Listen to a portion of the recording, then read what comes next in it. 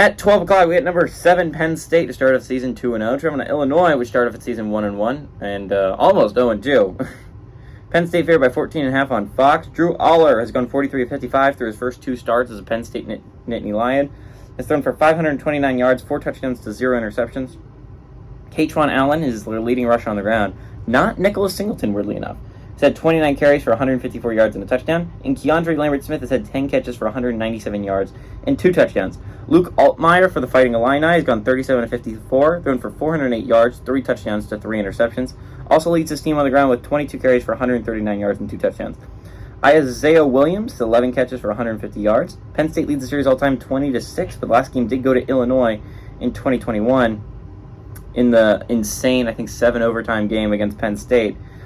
5 of the 6 Illinois wins have been by 1 possession. So if it's 1 possession, that normally slants more towards Illinois winning the game than it does for Penn State winning the game.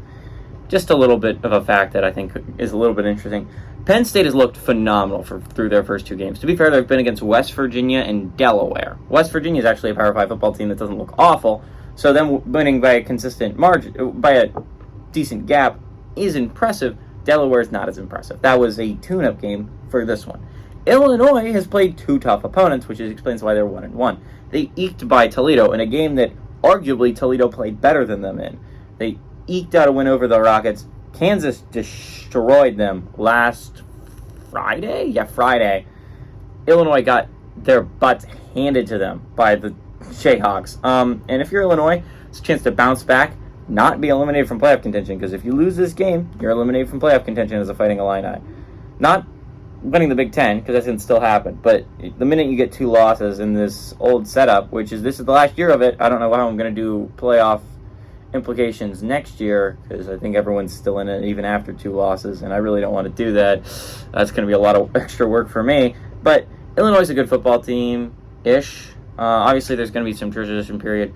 They had a really great player last year in Chase Brown, and the fact is they're still trying to figure out how they're going to replicate that amount of success with a different player, because let's be honest here, Chase Brown was an amazing running back for Illinois. He was their offense last year. They don't have him anymore. They just don't. Penn State has a lot of talent. They have a lot of talent on this football team, and I'm excited to see. This is a Penn State team that legitimately can make the playoffs. This is a great Penn State team. If Aller lives up to all his hype, they have a defense that's getting better by the second, and it's already really good. Their defensive ends are amazing. Their secondary is amazing. Their linebacker core is also really good. Weakness of defensive tackle. Need to figure that out if you're going to try and beat Michigan with their ground game. But that's just the defensive side of it. If Aller lives up to the hype and he's everything that everyone expects him to be and how he's looked so far, Katron Allen and Nicholas Singleton is arguably the best running back duo in all of college football. Keandre Lambert-Smith has shined as a number 1 receiver, and they have good options around him. Tight end room's very good. Offensive line has played solid, if unspectacularly. This is a really good Penn State team. They're going on the road against Illinois. This is their first real test. This is the best team they've played all year. I like Penn State to really destroy Illinois, though. Next week's going to be a real threat to them, though, because Iowa's going to be really good. Give me Penn State to win and cover on the road.